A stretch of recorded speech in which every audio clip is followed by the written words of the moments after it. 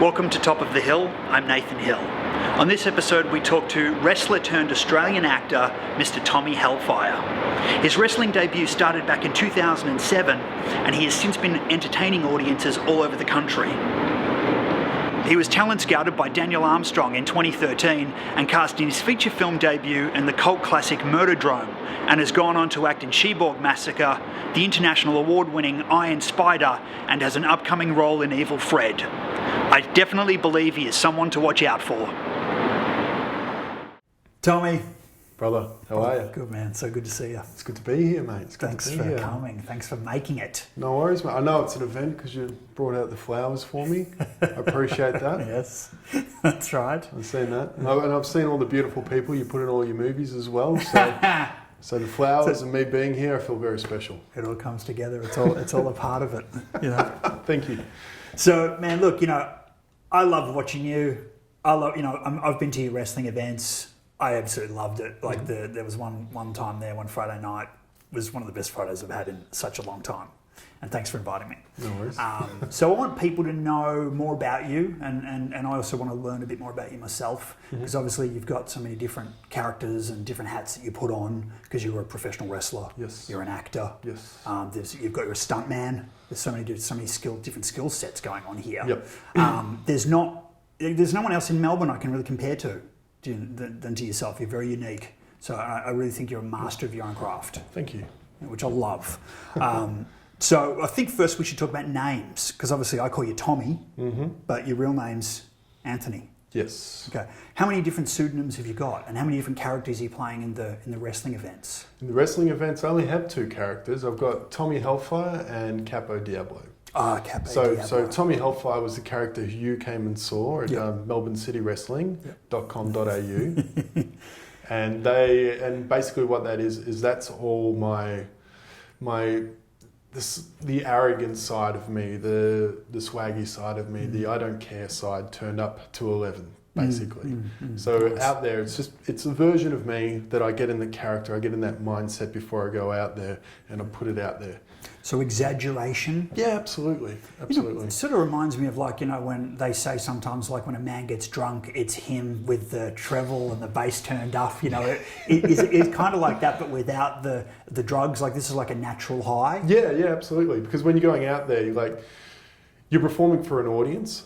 So if you're out there and you're being yourself, turn up to 11, and the audience is giving it back to you, it's just a natural high. It's like, you know, seeing yourself on screen doing a great job for the first time, you know, except you're out there and you get your response back straight away from the audience. Yeah. So it's very much you're writing stories as well all the time. Absolutely. Every wrestling match has a story. Yep. There needs to be a reason why. Yes. And so with that story time, I'm always been curious about it, because it's something, even like when I used to watch WWF, you'd never know what happened behind the scenes, you know, and it's rarely, you know, you sort of get a chance to talk to a professional actor in full stop. Yep. How much time goes into the storytelling? It's like when you could do pre-production in a movie. How much time would you spend for, like, say, a Friday night's match? The Friday night's match? Well, it depends on the build-up to the story. Depends whether the story is just happening in that match or if there is a story building into that match. So there's a lot involved, isn't there? There's so much more involved. There is a lot involved, and there is too much involved, actually, for me to discuss with you right now. I don't want to give away all the little tricks and traits and that, but it is a very, very involved process. Like writing a movie or doing a play or... You know, or it's all under wraps until or a carefully worded Facebook status update. You know, you need to put some thought into it. Yeah, so it's interesting, because, you know, you'd have those people that sort of turn the TV on, you know, they're sitting home, they're just like, a couple of wrestlers, a couple of funny guys, he's rolling around, you know. But this is like a science. They don't see the years of training, the hard work that goes into it. They don't see the conversations backstage. They don't know who set up the ring. They don't know who put the lights up. So they don't know who's about to get dropped from a 6-foot high turnbuckle or whatever the hell it is. Yeah, it's unbelievable. Yeah. Some of the stunts that are performed in the wrestling matches, they're incredible. I mean, this is like the echelon of what you'd see in a movie stunt, right? Yeah, well, I've actually used a lot of that stuff within movies. So you know how to fall, you know how to take a bump. Sometimes you just got to suck it up and just do it anyway. Do you think this has now obviously helped the stunt work you've done in film as well? Like, do you? Oh, absolutely. And when you come out on set and you see the other stuntmen, do you kind of have a little bit of a smirk and think, oh, that was a soft core move compared to what I do, last Friday? No. I never do that. I never do that. I respect everybody. If they're going to do it instead of me, then I respect. I give so much respect. Please, by all means, go through that table. That's fine. What do you think? What's your take on? Let's say martial arts. Like, do you have a particular style that you like to watch yourself, or you like? I mean, obviously you're a wrestler. You're obsessed with wrestling, but do you have other martial arts or anything like that you like, just as a sport to watch? I like boxing. I don't mind sitting around watching boxing, and I've actually gone to see a couple of friends fighting live in Melbourne. But aside from that, like, the UFC at the moment is actually doing wrestling better than wrestling's doing wrestling with their storytelling and it's the same thing, like they have a reason to fight. Yeah, I was shocked recently. I saw some UFC on our local Channel 31. And it was really bang on. I was shocked. Yeah, I didn't realise. It was local. Yeah, it was like I think it might have been a New Year's Eve thing. Oh, there you go. I'm not sure how local. I probably have to dig deeper, but I was shocked that it was definitely Victoria. That they were holding this UFC match in an octagon, and I was like, what's going on here? I had to look really close. So that's amazing. Yeah. Thanks for clearing that up. So Capo Diablo. Capo Diablo. Capo Diablo. Yeah, that's it. And that now, does he have the mask? Yes, he wears a mask. Now, what's with is it Luca or Lucha Fantastica? Lucha. Lucha Libre. Lucha Libre. Okay. So it's like a cabaret take on Lucha Libre wrestling. Right. Which in Mexico... now I'm with you. Yeah, so Mexico, lucha means fighting. Yeah. So what we do is like a cabaret take on it for a over 18 audience. So basically it's just your 20-somethings crowd. They'll come in, they'll sit, they'll come in, grab a few drinks, and they just want to be entertained. Yeah. So we have the athleticism, but we also splice that with the glitz and the glam of what you would see at a cabaret, burlesque, circus-style show. So Capo Diablo is a bit of a ladies' man. He comes to the ring with his little 3-foot-tall friend. Oh yeah, with the small person. Yep. So she comes to the ring with me, and we entertain the crowd in our own special way. If you want to know, you have to go to a show. Yeah. Because it's over 18, and I can't discuss it. I see what you mean. I can't discuss it in here, especially if it's such a nice place. I don't feel nice comfortable. Another place, another time. Yeah. Yes, exactly. Off camera. Yeah.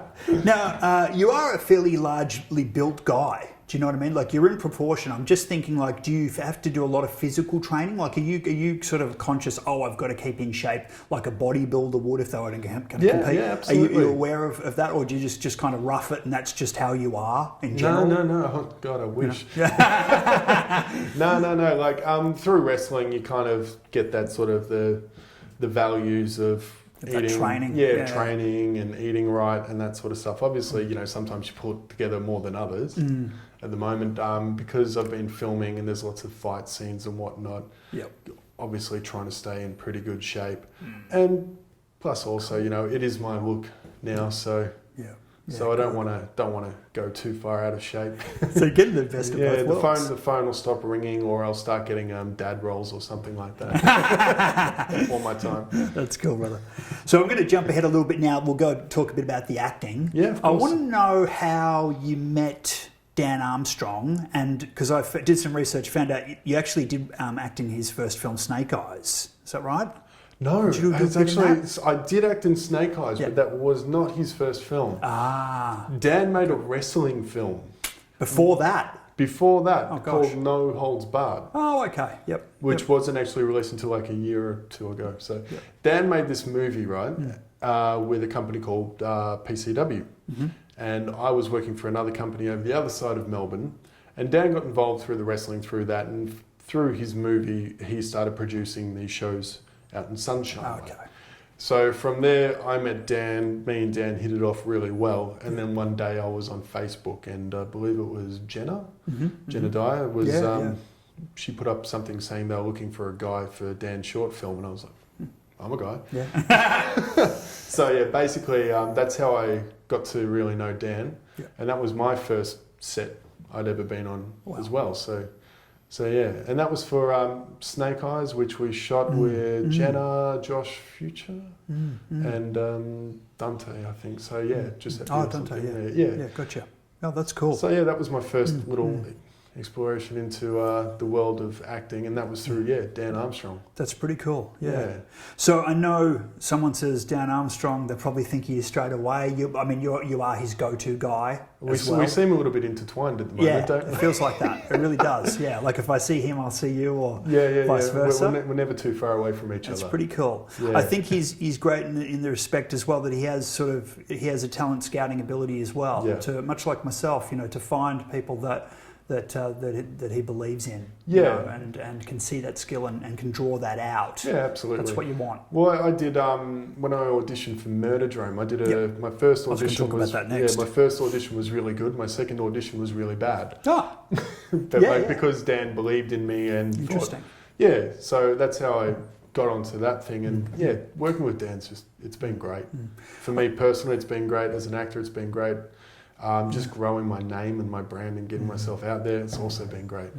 And you meet so many people along the way, word spreads. I guess it goes back and forth between, you guys might be shooting, you'll be on set one week and then Friday night it's like, hey, come and see my show, and then they're out at the wrestling. There's so much, it's really great, it's very organic.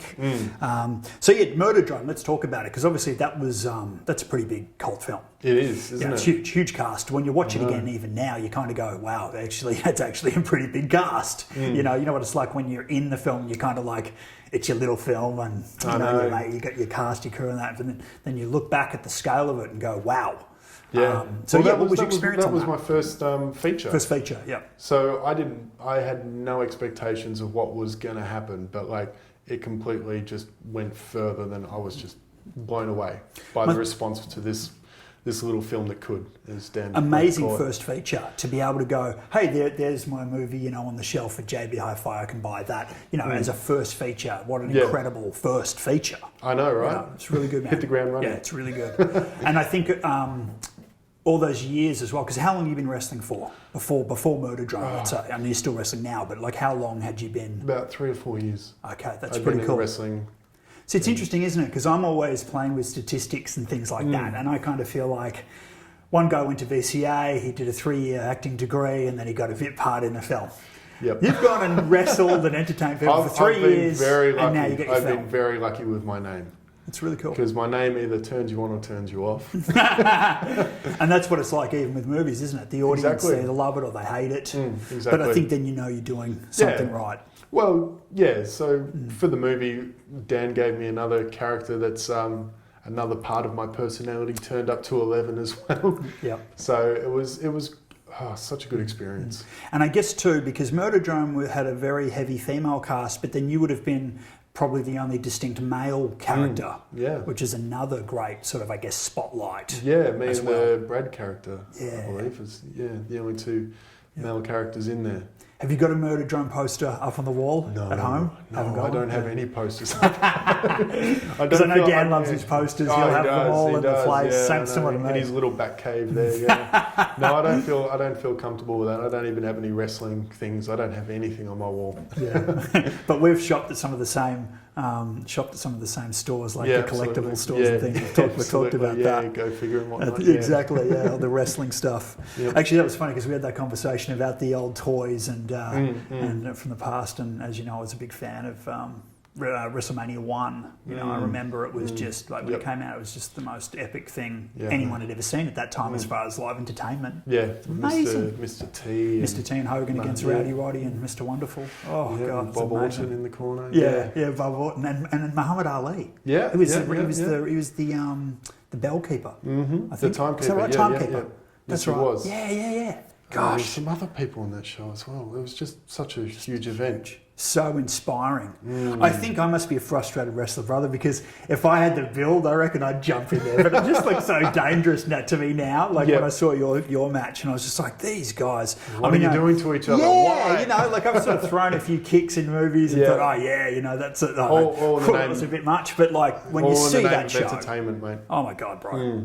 It's just it's different when you're up close and personal, isn't it?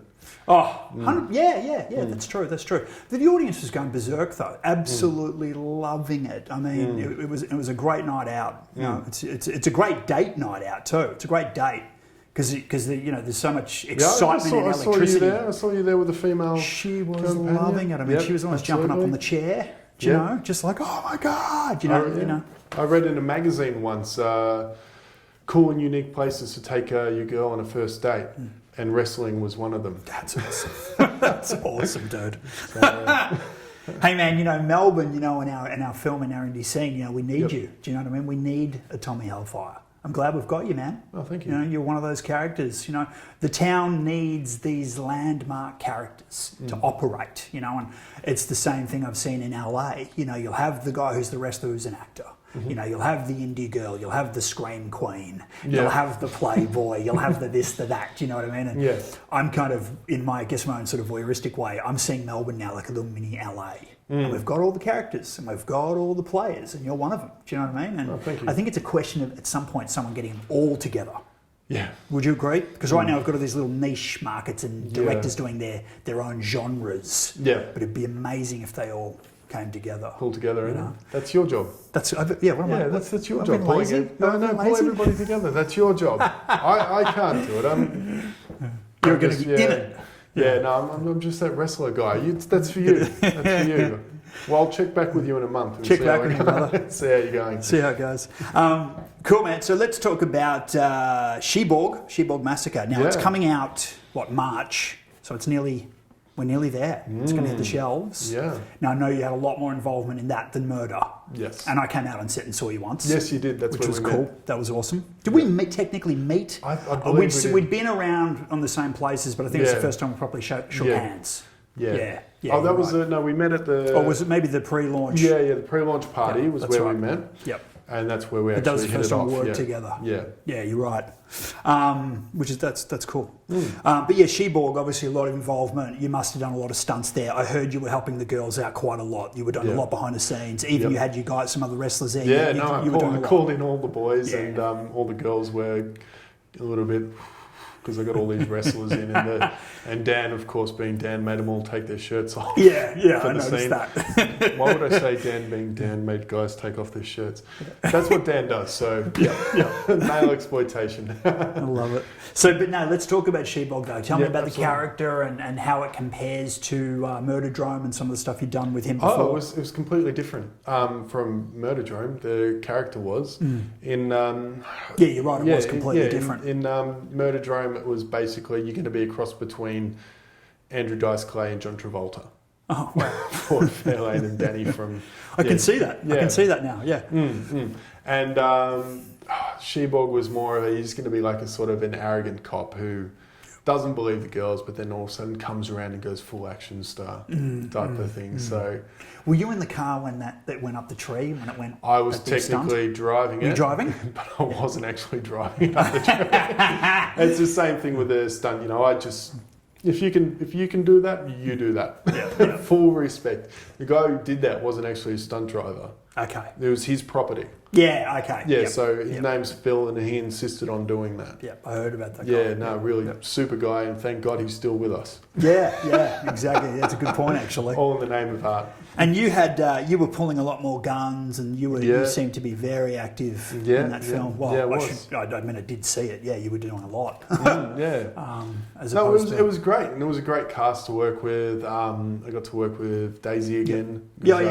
Worked with her on Murderdrome. So she's becoming a bit of an Armstrong regular in a sense. I think she's the Armstrong poster girl, isn't she? Yeah, back to back. So she's done 3? Yeah, she's done 3 back to back. Trilogy. She's got a box set. Oh, yeah. I know, right? That'll be next. She'd probably still charge me for a signature. I don't mean that. Dan said she was great. He said he'd never met an actress that can change emotion so quick. Oh, she's brilliant. And in Sheborg, we actually had some one-on-one scenes with just me and her. Great. And actually afterwards, I went and thanked Dan. Thank you so much, because it was just so good to work with her. That's fantastic. And see how she does it, because everybody does it different. But I had so much respect for Daisy, so it was so good to actually work with her. I do want to see Tarnation. Yeah. For the next one. Yes, that's. I think they're still. They're finished that. Yeah, it's still in post-production, I believe. Yep. But yeah, so I got to work with her. I got to work with Whitney, who was really cool to meet. She's definitely getting around town. She's doing a lot of films. She's such a cool chick and such a strong personality, and it shows in all of her films as well. And she's got an alter ego, not that dissimilar from you, where she's Fury, Amber Fury. Amber Fury. So she does all the I actually used her on a wrestling show. Yeah. Oh yeah. She came and she did a flame thing, and I'm sitting there like the fire twirling. Yeah, the fire twirling, and I'm sitting there watching all this fire in the ring, just like,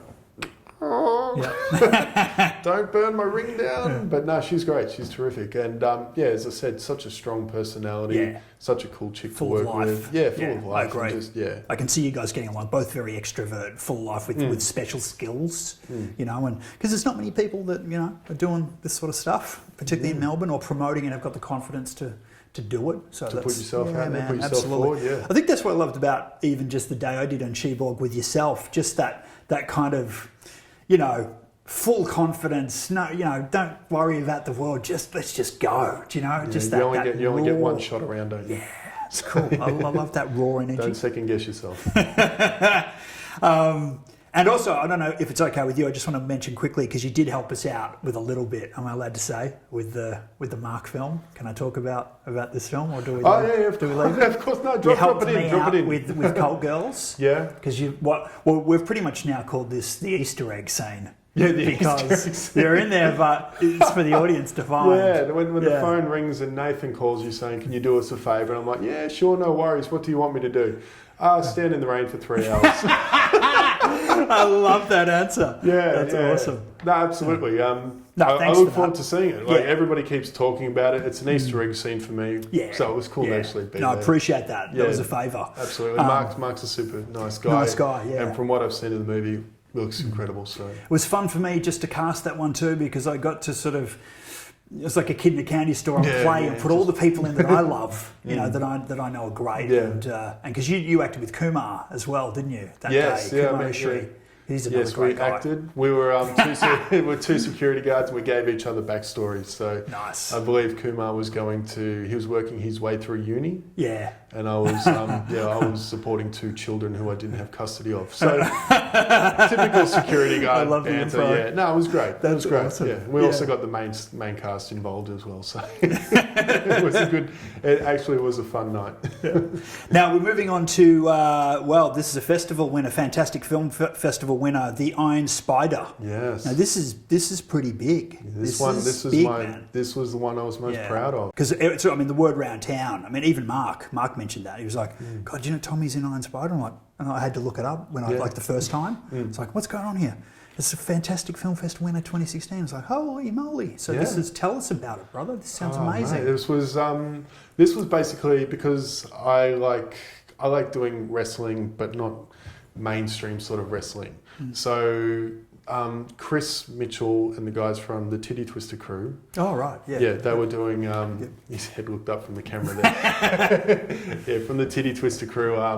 They do nightclubs, like a travelling sort of nightclub, different themes and whatnot. Yep. So I was really keen to work with them and put the wrestling in that sort of light, with the burlesque, the freak show, the circus performers, that sort of stuff. Yes. So we got we finally agreed on something between Melbourne City Wrestling and Titty Twister to do our shows with them.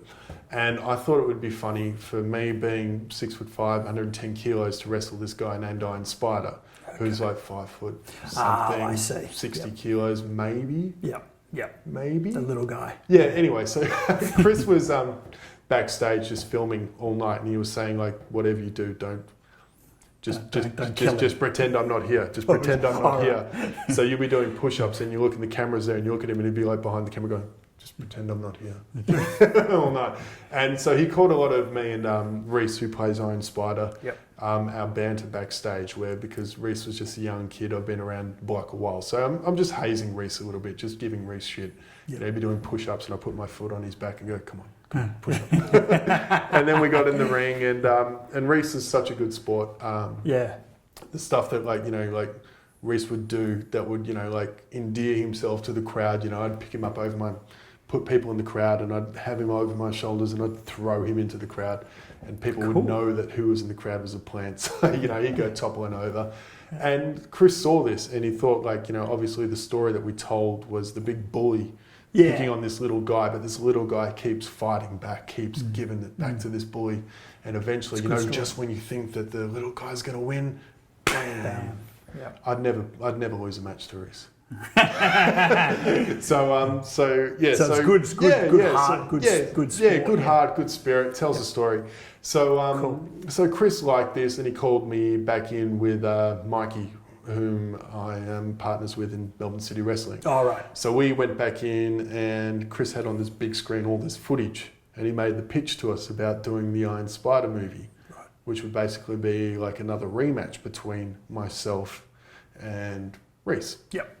And from there, I walked onto the biggest production I've ever been on. Wow. And I had no idea that this was going to, It's exciting. Yeah, I had no idea it was going to be as big as what it was going to be. So this conversation, and you kind of had this preconception, another little film shoot. Yeah. And then boom. And then bang, all of a sudden, awesome. We went, oh God, that's cool. So many nights and so many, so much cast and crew. How long was the shoot, do you reckon? Was it the longest one you've had? No, it wasn't the longest one I've had. But very detailed. But for the length of the film, it would have been, if that makes sense. So, we were filming for nearly 2 months. Wow. I think. Yep. So, cool. And obviously high quality, high production and values. if you look up the IMDb of it, the cast and crew is like the who's who. Yeah. Basically. Yeah. Because I think that's also why Mark's ears pricked up, because he was like, whoa. That's really cool. Yeah. So and that was good, because I basically just got to be another extension of myself for that. How much fun is that? That's amazing. It was so good. I think I might have saw a couple of happy snaps on pre-pro, maybe a couple of rehearsals or something you were doing. Yeah. And now that you mention it, I do remember thinking that's pretty high quality. Very high, production values. Yeah, no, it was. Looks schmick. Yeah, and Chris and Yoav Lester, who co-directed it with him, They had the vision to do it. Great. Everybody would just thought like a throwaway wrestling match, whatever. But because they had the vision to do it, they saw what we were trying to portray to them. Mm-hmm. So hats off to them, and they deserve the Best Director awards. So. What an awesome platform you've got here, man. I mean, you get 3 years professional wrestling. You've got your 3 features now as well. Yeah. Do you know what I mean? Like, it's amazing. I'm seeing big things. It's only been a few years. Do you know what I mean? You've got such a great foundation and body of work already. And I want to talk as well about Evil Fred. Let's talk about Evil Fred. The talk of the town right now. Is it? Yes, it is. Yeah. Wow. A lot of people. Evil Fred. Keep hearing. Another one. Tommy's in it. Oh my God. Got to interview him. Where is he? Get him down here now. This is... Whitney's in it as well. She should be here instead of the flowers. I might have to interview her at one point. Yeah, you should. Yeah, I probably should. We'll talk about her, not at my time, but not on this time. This is my time. Sorry, Whitney. But yeah, man, please tell us a bit about Evil Fred, because it has got a really good, it's a hot name right now. Oh, there you go. It follows the life of 4 friends, party friends. My character... Richie 360 is sort of the leader of this group. Cool name. Yeah, so he's sort of the leader of this group. So he's the leader of this group. They're going through a sort of a... For some reason, I thought of the Wanderers. Did you? Just right then, when you said that. Oh, really? Tommy, there's the gang. Yeah, there's the gang. The jackets or something. Yep. There's, you're in the front. Danny Zuko. There you go. Oh. Yeah, same thing. Yep. So he's coming to a realization in his life, because he's a little bit older than everybody else, that the party life that he's like been known for and so famous for isn't for him anymore. Okay. So they all get on this drug called Substance Z, which affects them all in a different sort of way. And of course, this is Melbourne. Yeah. So there's a zombie apocalypse breaks out.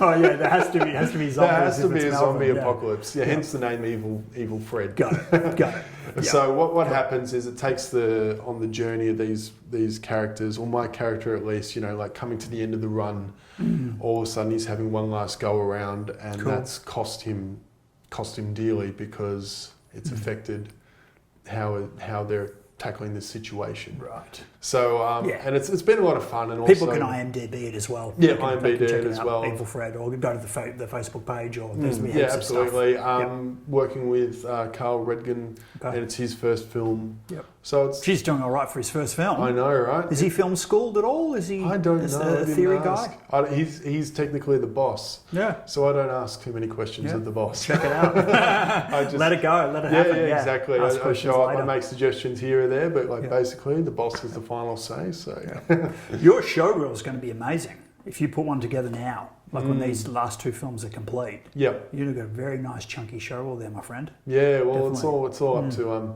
Dan Armstrong, isn't Hey, it? Dan, He's the one who holds all the footage. He's great. The other thing I love about him is his effects. He's really good with He's great. With his After Effects. I also like when I look at a Dan Armstrong film, they've also got that unique sort of colouring. They do to have it. a genre unto their own. Yeah. Yeah, that's right. And exactly. it's like you can tell straight away it's a Dan Armstrong Yeah. film, and Which it's is got cool. that like sort of charm and that sort of sense of humour about true. it as well. So Yeah, that's what they say. If you've got that, if you've done that same thing twice or even third time, and keep going because it's becoming got a your niche, go niche. for Yeah, it. exactly. And you're in nearly all of these films, and now you're doing other films as well. Though Yeah. that was the point I wanted to make. Is I like like everything it. you're doing is quality, and you are going into different well, directors now. with Dan films, like his characters are very funny, very vibrant. Very over with the this, top, yeah, hyper reality. Exactly. Yeah. With this movie, Evil Fred, my character is a little bit more real to life. I like there's a little that. bit. There's a little bit more depth to him. He's trying to, he's going through a personal crisis at the same time as trying to save his friends from the danger at hand as well. So Yeah. See, I would like to think that with the extraordinary stunts you do, and that's being such a high end level for a lot of people that wouldn't be able to do it, that your emotional range could also be just as strong, because for the drama for you would probably be easy, and that was going to be one of my last questions to you was, even though you're doing all the action and the stunts and stuff, do you actually see yourself playing, a role in a drama and doing something that's, absolutely, yeah. absolutely, Because that'd be amazing. yeah, to see no, that. absolutely. There's, I don't believe there's No boundaries. There's no boundaries, absolutely not. Yeah. If I've, put my foot in it, then I'm going to go for it. And I've done a lot of dramatic scenes within Evil Fred, within other shorts, within drama Other jobs. things. Yeah, so I've Yeah. done a lot of dramatic work, and it's just a matter of something's going to pop in there. Yeah. And I love doing it. I love the art form of it. Like whether you're having like a hardcore wrestling match, or you're having a comedy wrestling match, or whether you're doing comedy in movies, or you're actually like channeling something a little bit deeper to put across a different emotion. Tell a story and an emotion. Tell a story, tell an emotion, relate it back to something in your life. I love doing that. So it's drawing from personal experience, and so you had a tragedy, and then you've got a chance to show that tragedy. Yeah. Is that how you work as well? Like, do you do a lot of reflecting? And I mean, I'm not going to say method actor because I hate it. It's just cheesy when people say that. Yeah. But do you have? I'm an artiste. Yeah. But do you? Is your process drawing on past experiences in life? I find something in my life that reflects back on the script. Yeah. So, obviously everybody's got a different thing, I'll go through, I'll find something in my life, I will replace the lines and then work it through like that.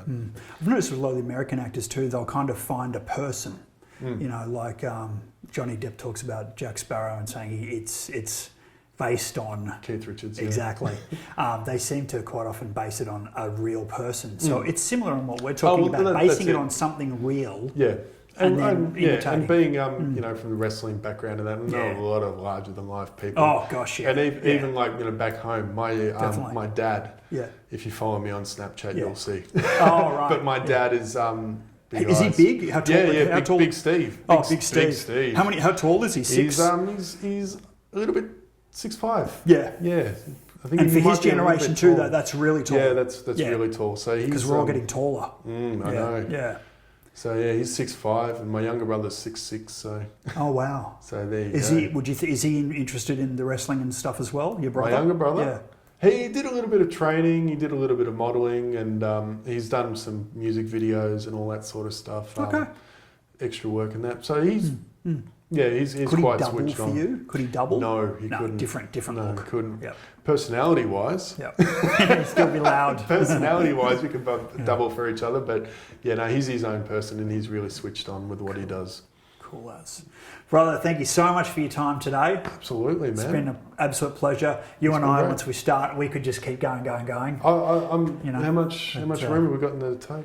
Is there anything else you want to say personally? No, man. Do you want to? Yeah, you're okay.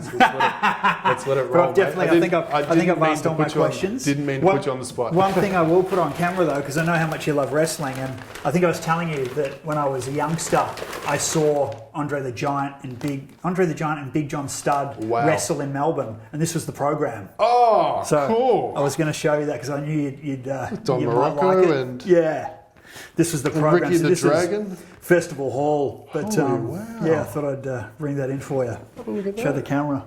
It was the first wrestling match Wow, that is so cool. here with Andre and Big John. Wow, But, man. Wow. yeah. Actually, you know Big John, I met a guy, do you know Jai Hawley? Have you met him? Yeah, I met Jai Hawley. First time I met Jai, I said, oh mate, you look like the new John Big John Studd. Who would you, here's a question, who would you be if you based yourself on one of the WWF originals? Who's your favourite, or who could you doppelgang? Ooh, oh god. So, body wise,